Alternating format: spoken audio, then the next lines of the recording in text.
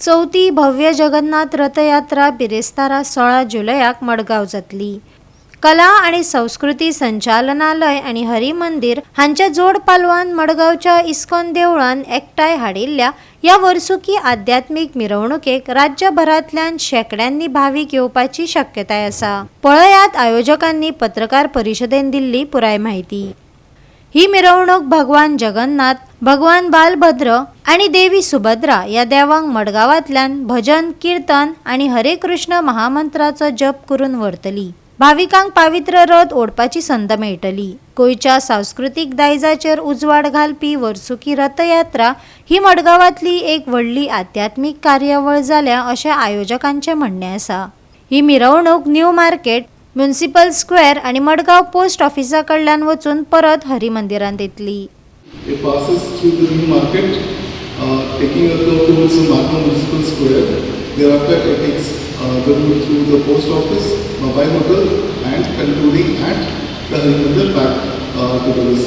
Very special thing for this yatra would be that there is a lot of youth who have participated up front, and there will be live kirtan of Vrindavan Kartar, adding to the beauty and the vibrations of the entire thing. This is one of the beautiful festivals wherein the Lord himself steps out of the temple sanctuary and comes and gives darshans to its devotees, to all, because he is Jagannath, Shri Krishna, he is the Lord of the universe. You know, Bhagwan, he doesn't see anybody that I am yours and I am not yours, but he is the Lord of everyone. And this is the most beauty of this Jagannath Rata. Once a year he steps out and gives his divine darshans to everyone. So I really invite everyone to come forward and take maximum benefit of people who cannot go to Puri but definitely can come out on the streets of Margam and seek the blessings of the Bhagwan as he steps out of the beautiful earth. Jagannath यात्रा जी प्रसिद्ध यात्रा या देशांतूय भर या देवाची भगवान जगन्नाथाची यात्रा ही 16 तारखेक आसा, 16 जुलय या वर्सा।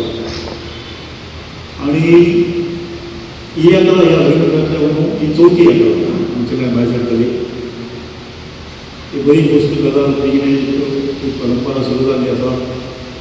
जगन्नाथ यात्रे सारकेले पवित्र अशी यात्रा ही ज्या हरिमंदिराच्या पावन ज्या पाळण्यातल्यान भायर सरतली त्या यात्रेक लागून एका रुपान जगन्नाथ भगवान जगन्नाथाचे सगळ्यांक दर्शन जातलें आमच्या ह्या हरिमंदिर देवस्थानच्या भुमीचेर भक्तांक दर्शन जातलें आणि आमच्या प्रदेश कडच्यान हांगसर ही यात्रा सुरू जाता हें एका तरेन आमकां एक भाग्य आसा।